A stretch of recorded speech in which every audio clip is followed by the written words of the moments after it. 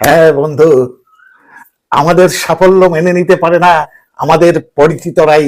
অথচ এই পরিচিতদের সাথেই আমরা জুড়ে থাকি। আমরা থাকি তাদের কন্ট্যাক্ট লিস্টে, আমরা থাকি তাদের ফেসবুকে, আমরা থাকি তাদের হোয়াটসঅ্যাপে, সবেতেই। এদেরকেই আত্মীয় বলে দাবি করি, তারপরেও তারা কেন মেনে নিতে পারে না জানেন? ব্যাপারটা আর কিছু নয়, বিষয়টা হলো হিংসা। বন্ধু, পরিচিতদের সাফল্য দেখলে, ভালো থাকতে দেখলে, উন্নতি দেখলে এরা বারুদের মতো ভিতরে ভিতরে জ্বলে।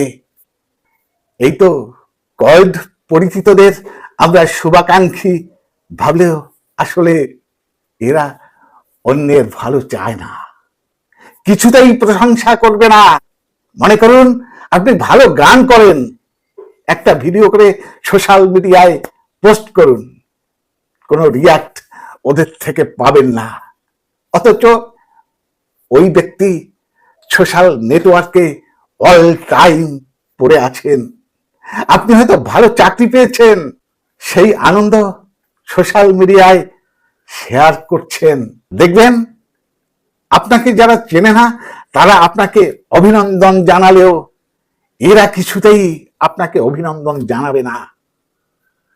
আমাদের পরিচিতদের মধ্যে কিছু মানুষ কি চায় জানেন বন্ধু?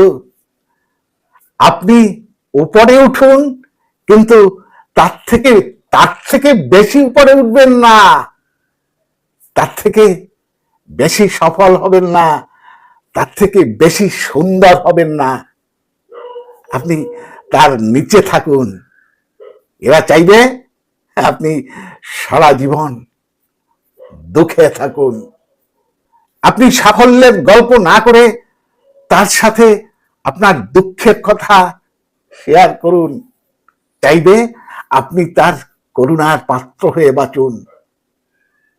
এসব এসব দেখেই এই পরিচিতরা খুশিতে থাকে। এরা ভালোবাসে আপনাকে আলগা সহানুভূতি দেখতে, এরা ভালোবাসে আপনাকে দয়া দেখাতে।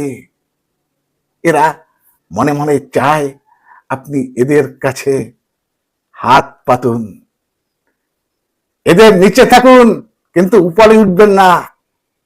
এই যে আপনারা এত বড় ফ্রেন্ড লিস্ট বানিয়েছেন, মানে ফ্রেন্ড লিস্ট যাদের জায়গা দিয়েছেন, সত্যি করে বলুন তো, সত্যি করে বলুন তো, সামান্য আপনার একটা ছবিতে কজন লাইক কমেন্ট করে?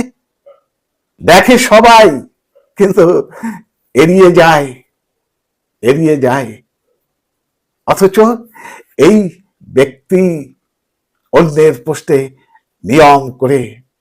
নিয়মিত লাইক কমেন্ট শেয়ার করছেন।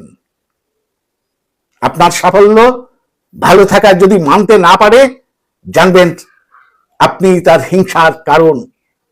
তাই এদেরকে ত্যাগ করাই ভালো। অন্তত মন থেকে এদের ত্যাগ করতে শিখুন, মন থেকে। বন্ধু, এমন মরা গাছকে বাগানে না সাজিয়ে বরং নতুন গাছে বাগান ভরান। নমস্কার, আজ এই পর্যন্ত। আবার দেখা হবে পরবর্তী কোনো এপিসোডে। ততক্ষণ ভালো থাকবেন, সুস্থ থাকবেন। ধন্যবাদ।